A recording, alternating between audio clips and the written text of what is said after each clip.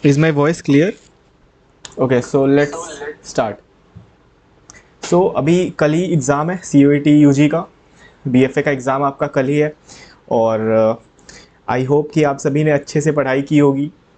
और जो भी चीज़ें हैं जैसे जो एम सी क्यूज़ है, अगर आपने एक एक चैप्टर देखा होगा तो एम सी क्यूज़ का यही है कि अगर आपने एक बार उसको देख लिया तो वो याद हो जाता है।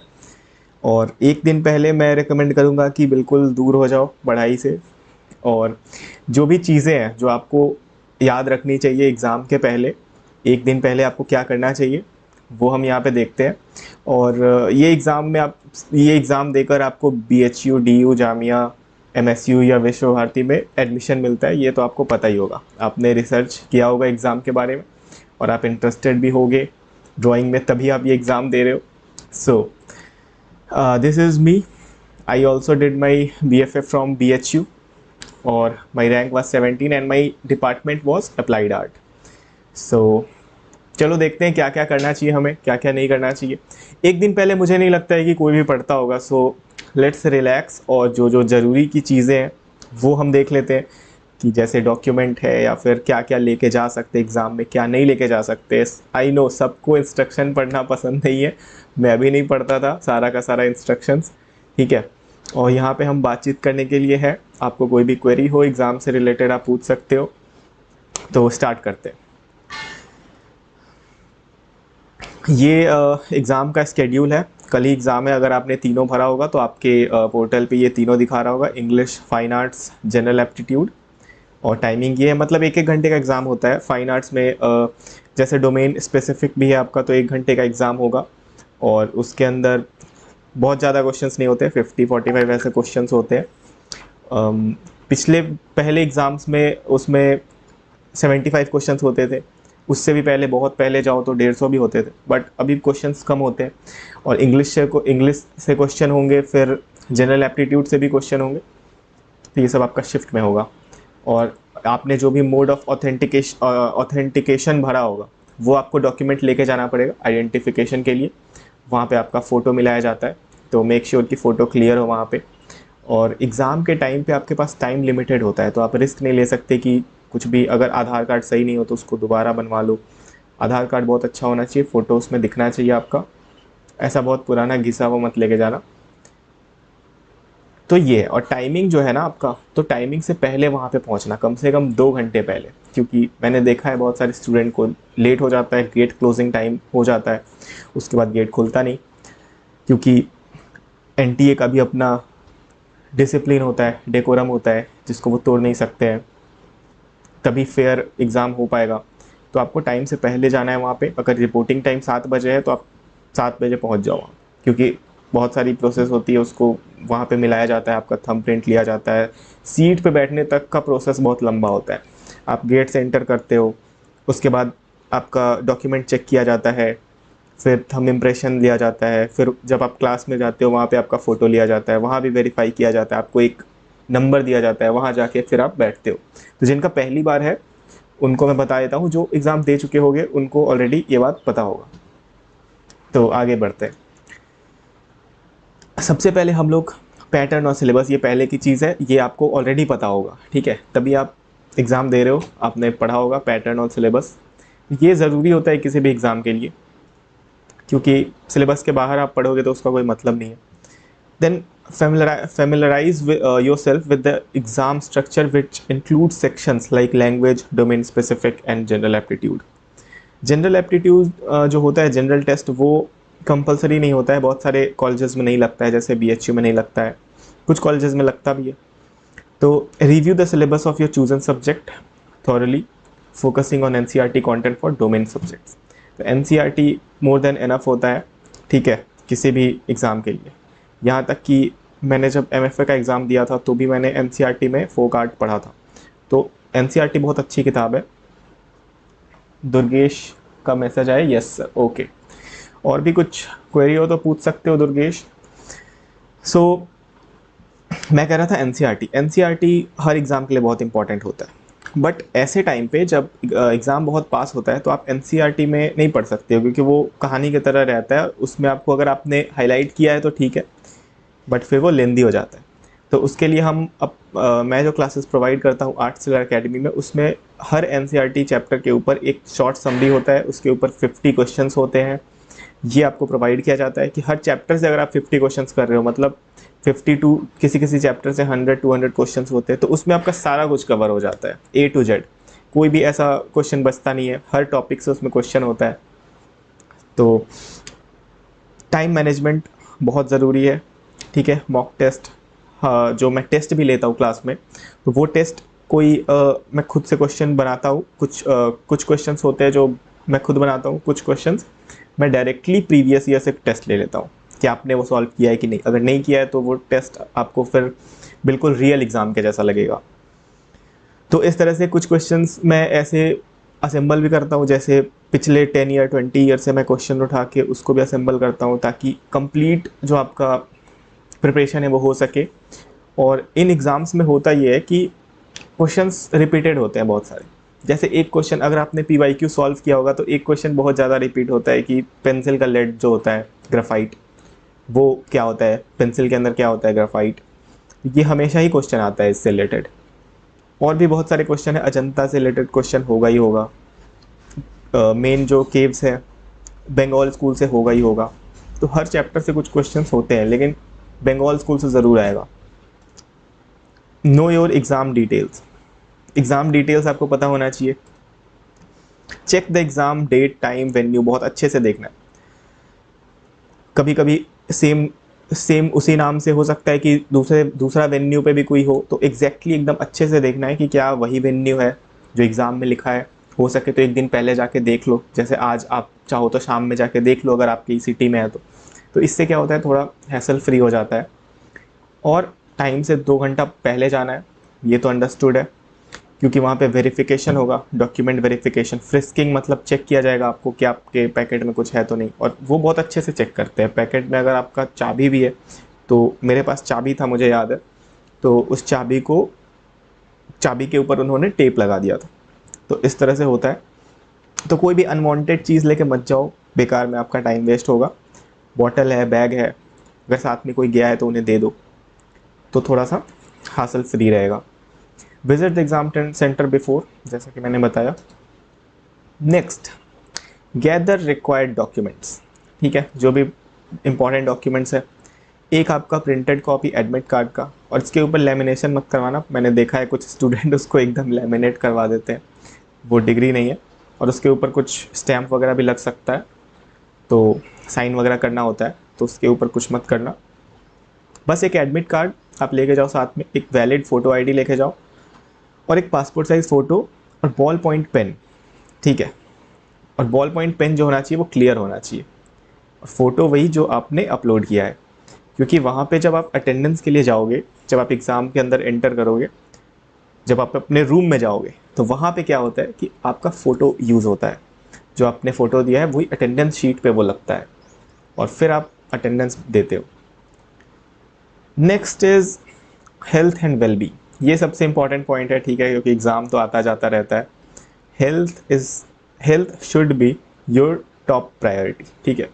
किसी भी एग्ज़ाम से, किसी भी पढ़ाई से, या फिर किसी भी चीज़ से पहले हेल्थ आता है, और हेल्थ आपका हमेशा टॉप नॉच कंडीशन में होना चाहिए, ठीक है। फल फ्रूट खाओ, get adequate sleep the night before to stay alert during the exam. अब देखो, ये सबके साथ नहीं होता है। मैं कहता ज़रूर हूँ कि सोना चाहिए एक रात पहले, लेकिन नींद नहीं आती, ठीक है, क्योंकि आपको लगता है कि कुछ पढ़ ही लेते हैं, क्या पता मैच कर जाए। तो मेरा भी रहा है कि मैं एग्ज़ाम के एक दिन पहले सोता ही नहीं हूँ, और फिर जाके एग्ज़ाम दे देता हूँ, तो मेरा आदत हो गया। बट स्लीप लेना बहुत ज़रूरी है, क्योंकि फटीग हो सकता है, ज़्यादा दूर एग्ज़ाम है, थक सकते हो, नींद आ सकता है एग्ज़ाम में। तो ये चीज़ है। ईट अ लाइट ब्रेकफास्ट, बहुत हेवी नहीं खाना है। ऐसा नहीं कि खा के चले गए और वहाँ पे पेट खराब हुआ जा रहा है, वो नहीं करना है। बहुत लाइट खाना है, फल फ्रूट खाओ, ठीक है, एप्पल वगैरह खा लो, और मेंटेन करो अपना energy level. Over eating avoid करो। Stay hydrated by carrying a transparent water bottle if allowed. If allowed नहीं, अलाउड होता है, ट्रांसपेरेंट वाटर बॉटल अलाउड होता है। बट आप वहाँ पे क्लास के अंदर मत पियो, क्योंकि कंप्यूटर वगैरह होता है, तो बाहर से पी लो। वॉशरूम वगैरह जाना है, बाहर ही जा लो। अटेंडेंस लगने के बाद आपको जाने नहीं दिया जाता है। अगर आपका 3 घंटे 4 घंटे का एग्ज़ाम है तो जाने दिया जाता है, बट 1-2 घंटे में आपको नहीं जाने दिया जाएगा। ठीक है। अब ड्रेस कोड भी कुछ होता है कि आप बहुत सज धज के नहीं जाते हैं वहाँ पे, खासकर जो गर्ल्स हैं तो वो ज्वेलरी, पर्स, बेल्ट्स निकलवा देते हैं वो। तो आप ये पहले ही सोच के जाना कि आपका जो ड्रेस होता है वो कंफर्टेबल और बेल्ट वगैरह ना हो उसमें। ज्वेलरी वगैरह अवॉइड करना चाहिए, वॉलेट अवॉइड करना चाहिए। फॉलो मनी, कोई दिक्कत नहीं, अगर आप दूर से आए हो पैसे आप डायरेक्टली रख लो पैकेट में, बट पर्स अवॉइड करो। वैसे भी वो निकलवा देंगे, फिर वो इधर उधर हो जाएगा तो प्रॉब्लम होगा। Follow any specific dress code mention, तो अगर स्पेसिफिक कुछ कहा है तो वो मेंशन कर सकते हैं, बट ऐसा कुछ नहीं है। कॉमन मिस्टेक, यहाँ तक आप लोगों को कोई डाउट हो तो बताओ। कुछ कॉमन मिस्टेक्स होते हैं जो आपको अवॉइड करना है, देखते हैं क्या होते हैं वो सब।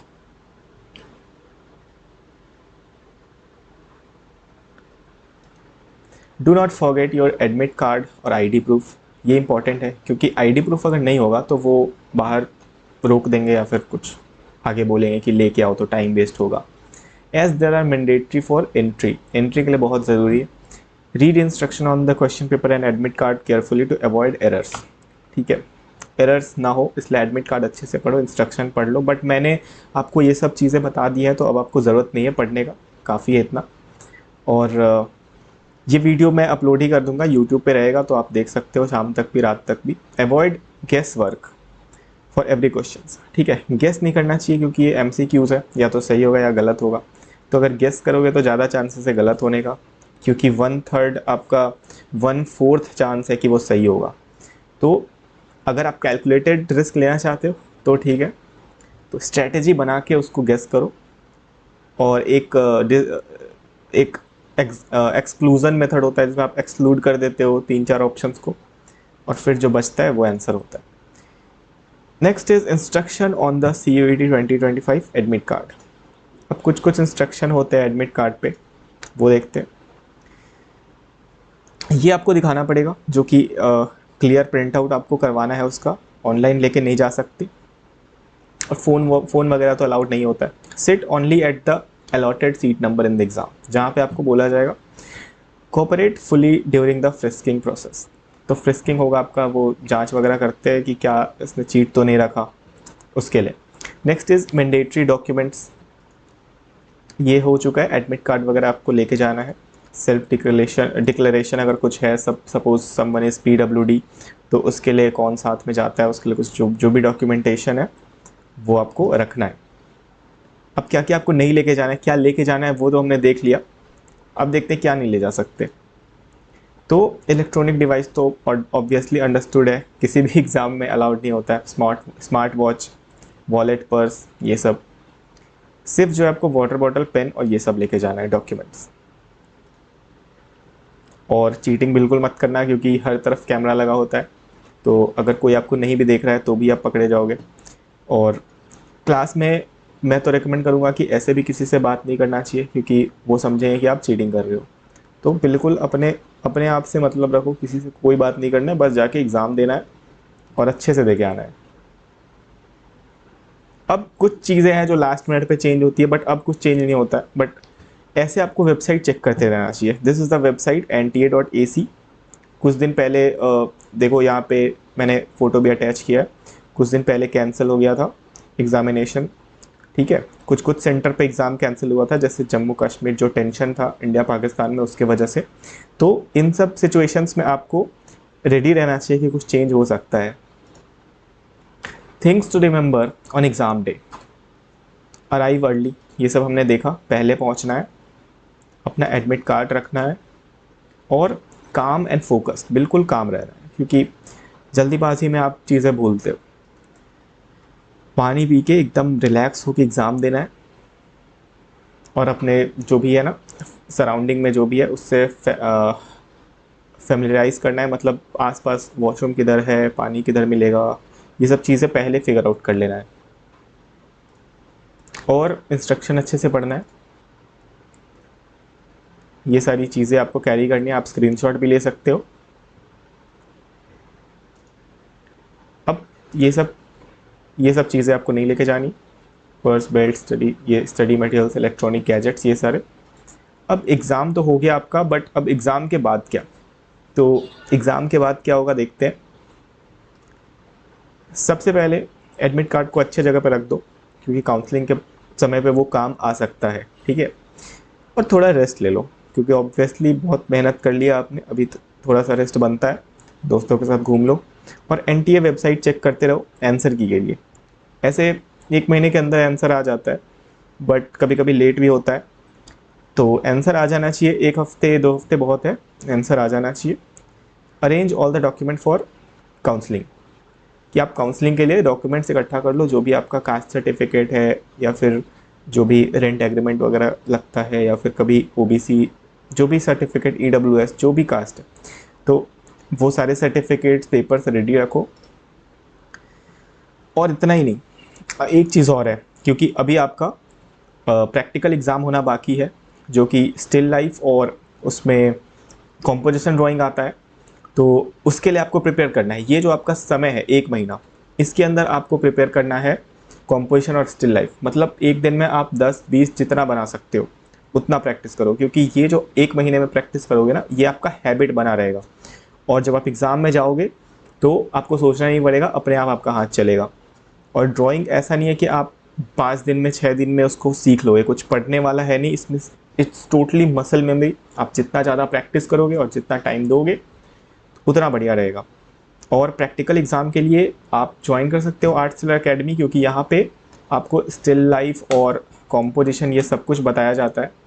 This one is pencil drawing. और इसी तरह से आपको एग्ज़ाम में भी बनाना होता है, जिसमें आपको शेडिंग करना होता है, हैचिंग। आप मर्ज भी कर सकते हो, बट मैं शेडिंग ही रिकमेंड करूँगा, क्योंकि इससे क्या होता है, आपका स्किल बहुत अच्छे से दिखता है, ठीक है। और लाइन क्वालिटी वगैरह भी आपका अच्छे से दिखेगा।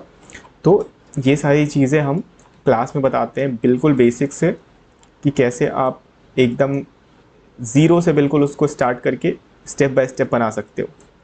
और लाइट शेड किस तरह से वर्क करता है, इस तरह से हम सीखते हैं कि स्टिल लाइफ को कैसे बहुत लाइवली बनाया जाए, क्योंकि इन्हीं चीज़ों पे मार्किंग होती है। और वाटर कलर भी सीखते हैं हम। This one is a pencil colour drawing. So you can join arts academy to boost your preparation. 1 महीने में आप जितना बेस्ट अपना दे सकते हो, आपको देना चाहिए। And here is some details, आप कांटेक्ट कर सकते हो हमें। And all the best for your exam. आप यहाँ से लिंक भी मैं दे दूँगा डिस्क्रिप्शन में, जहाँ पे जाकर आप ज्वाइन कर सकते हो क्लासेस, या फिर आप सिंपली कॉल कर सकते हो, या फिर किसी भी क्वेरी के लिए भी आप पूछ सकते हो। काउंसलिंग इज़ फ्री, मैं ऐसे फ्री में बताता हूँ सबको। कोई भी प्रॉब्लम हो आपको, आप बिल्कुल कंसल्ट कर सकते हो। And follow our page on Instagram also. And मैं अपने चैनल का भी लिंक डाल दूंगा डिस्क्रिप्शन में, जो व्हाट्सएप चैनल है। एंड वहाँ पे आपको डिटेल्स मिलेंगी, कोई भी अपडेट आएगा वो मिलेगा। और कोर्स से रिलेटेड इन्फॉर्मेशन हो गया, या फिर डेली वहाँ पे मैं पेंटिंग्स भी शेयर करता हूँ, वो आपको वहाँ मिलेगा। So okay, magic hands says okay, ठीक है। All the best for your exam. और बिल्कुल काम एंड कंपोज होके अच्छे से सारा जितना भी क्वेश्चन है अटेम्प्ट करना है, और टारगेट करना है रैंक के लिए, अच्छा रैंक लाना है, तभी आपको टॉप कॉलेज मिलेगा जो आप चाहते हो, बीएचयू या फिर डीयू। डीयू में भी सीट्स कम होती है। सो और सीट्स कम है तो बहुत कंपटीशन भी बहुत ज़्यादा नहीं है। अगर आप अच्छे से पढ़े हो, एक एक चीज़ आप पढ़े हो, तो आपको आ जाएगा, वो उस समय हिट कर जाएगा। सो अभी अगर आप ज्वाइन करते हो तो आपको डिस्काउंट भी मिल जाएगा। और ये 1 महीने का क्रैश कोर्स होने वाला है, जिसमें composition, still life, it will be a marathon. बहुत सारा ड्राइंग आपको करना होगा डेली, और बहुत फन भी होगा, मज़ा आएगा। उसमें स्टिल लाइफ सेटअप बनाकर हम ड्राइंग करेंगे। और all the best. I hope you all clear your exam. So इस वीडियो के लिए इतना ही। आप लोग ज्वाइन करना कोर्स, मैं लिंक डाल दे रहा हूँ डिस्क्रिप्शन में। So all the best for your exam.